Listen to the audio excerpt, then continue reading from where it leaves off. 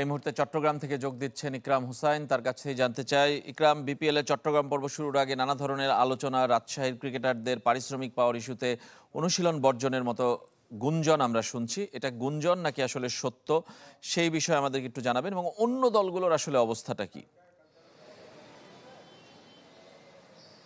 রেজওয়ান, গুঞ্জন না, সত্যি আসলে ক্রিকেটাররা অনেকেই কিন্তু সেটা আমাদের কাছে স্বীকার করেছেন নাম প্রকাশ না করার শর্তে। সুতরাং এটা যে গুঞ্জন নয়, এটা যে সত্যি সেটা আমরা বুঝতে পারছি।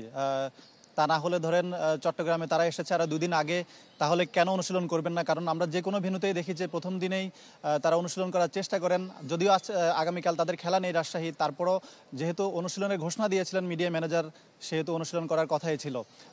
তো ক্রিকেটারদের সাথে কয়েকজনের সাথে কথা হয়েছে, তারা পুরো ব্যাপারটা এখনই খোলাসা করতে চান না। তবে যতটুকু বলেছেন আমাদেরকে সেটা হচ্ছে যে দুর্বার রাজশাহী তারা যে 50% পারিশ্রমিক দেওয়ার কথা ছিল টুর্নামেন্ট শুরু হওয়ার আগে, সেটা তো দেয়নি। মাঝপথে 25% দেওয়ার কথা, সেটাও কিন্তু দেয়নি।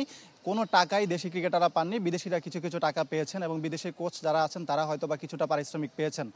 তো ক্রিকেটারদের মধ্যে এক ধরনের অসন্তোষ এবং তারা মানসিকভাবে বিপর্যস্ত, সেটা কিন্তু একজন ক্রিকেটার বলেছেন আমাকে।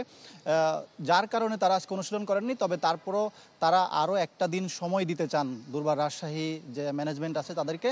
আগামীকাল সন্ধ্যার মধ্যে যদি তারা যে 25% পারিশ্রমিক সেটা বুঝে না পান, তাহলে হয়তোবা এই ব্যাপারটা নিয়ে তারা আরও প্রতিবাদ করবেন কিংবা প্রকাশ্যে সেটা বলবেন, কিংবা যেটা তাদের জন্য আসলে ভালো হয় সেটাই তারা করবেন বলে আমাদেরকে জানিয়েছেন। তো এই টুর্নামেন্ট বিপিএল চট্টগ্রাম পর্ব শুরু হওয়ার আগে এই যে একটা বিতর্কিত ঘটনা ঘটে গেল, এবং আমরা সবার সাথে কথা বলার চেষ্টা করেছিলাম, মালিক পক্ষের সাথে কথা বলার চেষ্টা করেছিলাম, ম্যানেজমেন্টের সঙ্গে কথা বলার চেষ্টা করেছিলাম, কিন্তু কেউই আসলে মুখ খুলতে রাজি হচ্ছেন না। যার কারণে ম্যানেজমেন্ট আসলে কি বলছে, তাদের আসলে কি যুক্তি, সেটা কিন্তু শোনার সুযোগ হয়নি। রেজওয়ান, ধন্যবাদ আপনাকে ইকরাম, আমাদের সঙ্গে যোগ দেওয়ার জন্য। চট্টগ্রাম থেকে যোগ দিয়েছিলেন ইকরাম হুসাইন।